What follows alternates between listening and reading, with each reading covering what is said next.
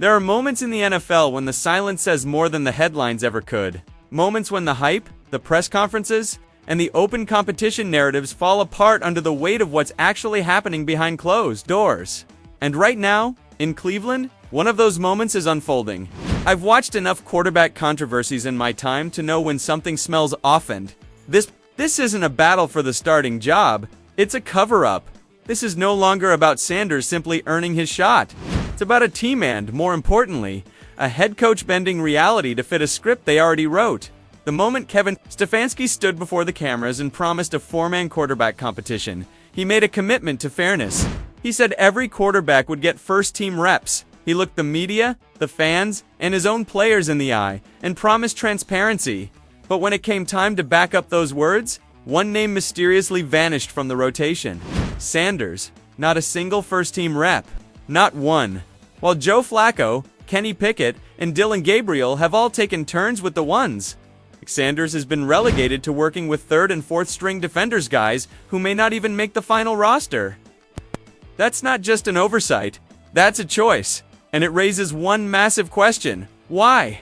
Let's be honest, this isn't about arm strength, decision-making, or leadership. Sanders has all of that in abundance. He showed it in college. He's showing it again now.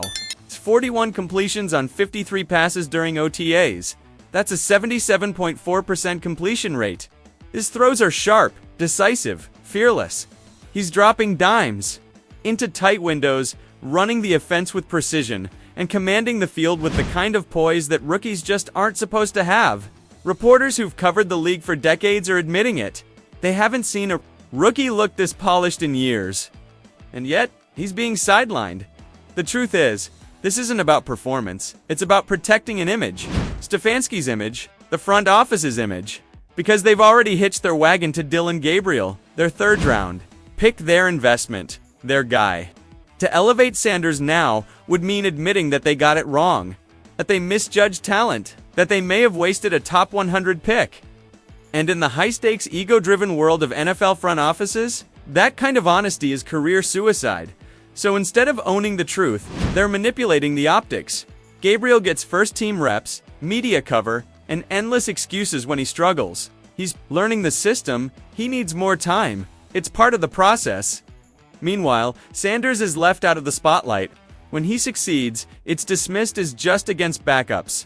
When Gabriel fails, it's rationalized. It's not just unfair, it's strategic suppression, and this goes deeper than reps. It's about the message this sends to the locker room. Veterans are watching, young players are watching. They see who earns it, and they see who gets handed the crown. When a guy like Sanders outperforms everyone and still can't climb the depth chart, that sends a message loud and clear. Politics matter more than production. You can only fake competition for so long. Training camp is around the corner, and once the fans and beat reporters see what's happening with their own eyes, the illusion will start to crack. Already, analysts are speaking out. Emmanuel Akko didn't sugarcoat it. He called it what it is: a lie, a betrayal of trust, a calculated deception. And let's not forget, this didn't start in Cleveland. It started on draft night.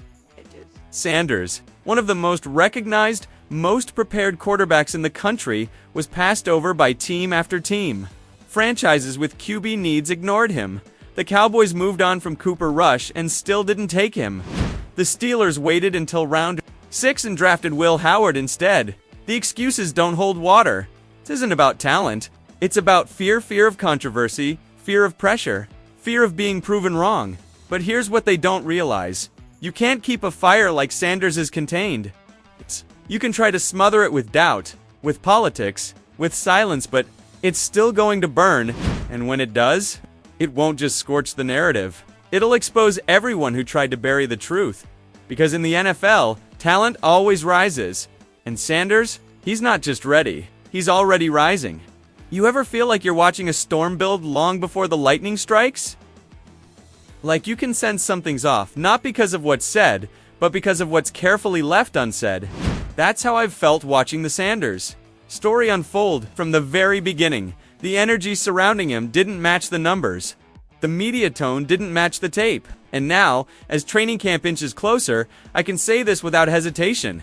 The truth is starting to thunder through the lies. Look, This isn't just about a young quarterback trying to find his place in the league. This is about something bigger, deeper, more uncomfortable. Sanders isn't being forgotten, he's being strategically ignored. While the Browns hold pressers and talk about competition, the reality is playing out right in front of US 41-453 in OTAA's best completion rate, most poise, no first-team reps. That's not oversight, that's orchestration. This isn't about who's earned it anymore, it's about who fits the mold they want to promote. And let's not pretend this is new. We've seen this playbook before. The coded language, the smirking media questions, the manufactured concerns. When a black quarterback shows confidence, it becomes cockiness. When he dresses sharp, he's flashy. When he doesn't entertain nonsense questions, he's difficult. Flip the script to a white quarterback, and suddenly that's fire, swagger, leadership, same traits, two different rulebooks. And Sanders. He refuses to shrink for anybody. He walks into press conferences with the poise of someone who knows exactly who he is. Someone raised by a legend, but determined to build his own kingdom. But they hate that. They hate the watch. The way he speaks with calm certainty. The way he doesn't flinch under the spotlight. They want him to play the game, to show false humility, to be grateful just for being invited. But he's not here to beg. He's here to lead. The moment I knew the narrative was shifting was when Ryan Clark said it plainly. This isn't about football. This is about race. It's about boxing Sanders into a storyline that makes him easier to control. The same tactic that's been used on every outspoken black quarterback who dared to carry himself with pride. They tried it with Cam. They tried it with Lamar. They even tried it with Mays. But this time, we're watching. This time, we're not letting them rewrite the story unchallenged. And the biggest red flag, draft day. Sanders, projected as a second-rounder, maybe late third at worst, drops all the way to the 5th round. After a historic year at Colorado. After dominating NIL headlines, after proving he can handle the spotlight better than most NFL veterans, and then days later, a $100 million lawsuit is filed, alleging racial discrimination and a campaign to tank his draft stock, and the media silent. Not a peep. No. Investigative deep dives. No outrage. Just silence. Meanwhile, insiders whisper, he rubbed people the wrong way. They say, the league's not ready for another prime time. They start dropping words like Kaepernick energy. But not because he kneeled. Not because he protested. It's because, like Kep, he represents independence, self-determination, ownership of image, and that terrifies them. And then came his first press conference as a Cleveland Brown. The moment that could have spiraled, that baited question from Mary Kay Cabot. Anyone else might have cracked, might have snapped, might have played right into the trap, but not Sanders. He leaned back in his chair, watch gleaming, voice calm, and said for words that sealed the moment, I'm here to talk football. No eye roll, no attitude, just surgical focus. It was a statement, not just to the media, but to the entire league and fans. We saw it, we felt it, we shared it, because that composure wasn't arrogance, it was strength, it was discipline, it was leadership. And for the first time in a long time, a young black quarterback refused to let the media define him. He defined himself. They told us greatness had to be earned quietly. That black QBs had to wait, blend in, show gratitude for the scraps. But Sanders flipped that entire illusion. Before even taking a pro snap, he forced the league to look at itself in the mirror. It's because when a 5th-round pick generates $250 million in jersey sales before throwing a single pass, that's not hype. That's not marketing. That's movement. They laughed when the Browns dropped his jersey before camp, called it a gimmick, said he hadn't earned it. But while they scoffed, the people bought. We crashed the site. We made his jersey the #1 seller, not because we were told to, but because we see him, because we believe. Sanders didn't ask for a seat at the table. He built his own, plated it in gold, and now the entire league is asking for reservations. This isn't the system welcoming him in, this is the people dragging the system forward. Whether the league is ready or not, Sanders is here, and his value, it's no longer negotiable. Tieable. It's undeniable. It's uncontainable. I've followed football long enough to know when the narrative feels rigged, when a player's story isn't being written by his performance, but by old biases, outdated frameworks, and hidden fears. And this season, That story is Sanders. The league tried to write him off before the ink on his jersey had even dried. Fifth rounder, they said. Product of nepotism. Too confident, too polished, too proud. But the second he touched that training camp field in Cleveland, all that noise got swallowed by something louder: reality. Because what I witnessed wasn't just a rookie showing promise. It was a statement, a reckoning, a quiet, blistering storm that's been brewing for years. And now, it's here by day 3. His jersey wasn't just selling, it was dominating, outpacing the top rookie jerseys from the last 3 years combined. And no, that's not a social media stunt. That's not hype. That's hunger. That's loyalty forged in fire, built brick by brick through Jackson State, through Boulder, and now arriving with fury in Cleveland. The NFL got it twisted. This was never about a team. This was always about a man. Fans weren't waiting for ESPN to validate him. They were waiting for that link to drop. And when it did, it was like someone detonated a digital flashbang. The numbers lit up, the screens flooded, and the message was loud. We see you, Sanders. You don't sell out entire franchises because of your last name. You do it because your presence demands attention. Think because your story connects, because your light's too powerful to dim. That jersey rush, that wasn't a moment. That was a movement. And make no mistake, this didn't come from nowhere. This wasn't Twitter hype or TikTok magic. This was years of strategy, sacrifice, and swagger finally exploding into the mainstream. Sanders didn't ride Deion's coattails. He redesigned the entire primetime philosophy for a new era. Clean suits, cooler delivery, same fire, repackaged legacy, global confidence. And the NFL, still stuck in its local fandom mindset, never saw it coming. He became a beacon, especially to young black fans who never felt invited into the NFL experience. For once, they saw someone on the field who didn't just look like them, but moved like them, represented them. And while talking heads on TV cracked jokes about the jersey drop, Sanders was out here making history. Quietly, strategically, irreversibly. This wasn't manufactured, it was earned. Because, on draft day, this man, a projected second rounder at worst, dropped to round 5. After leading Colorado to a historic season, after dominating nil, after being media and the world asked, why? A few days later, the silence broke. A $100 million lawsuit hit the NFL, accusing them of racial discrimination, of intentionally sabotaging his draft stock, and the media. They went mute.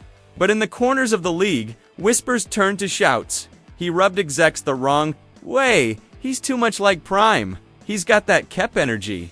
But it wasn't about kneeling. It wasn't about protest. It was about control, about presence, about refusing to play the humble puppet. And that scared the hell out of them.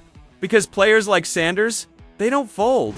They don't play by scripts. They write their own. And when Mary Kay Cabot tried to bait him during his first presser as a Cleveland Brown, he didn't blink. He didn't snap. He leaned back, calm as ice, his watch catching the light, and said, I'm here to talk football. That's it. No theatrics, no anger, just precision. It was surgical restraint, the kind that can't be faked, and the internet. It lit up. Everyone felt it. This kid is different. The old rules don't apply. The storylines they fed us about black quarterbacks, wait your turn, be quiet, smile when they disrespect you. Sanders tossed all that in the trash, without even taking a snap, and then came camp. Forget what you thought about the QB depth chart. Joe Flacco, Kenny Pickett, Dylan Gabriel. Day 1 didn't belong to any of them. It belonged to number 12. From the instant Sanders stepped on that field, the whole place shifted. Warm-ups felt like a show. Fans were chanting his name before team drills even began. And once they did, he took over. Spirals cutting through the air, routes timed to perfection. The energy was magnetic. Meanwhile, Gabriel, who was supposed to be the safe bet, looked lost.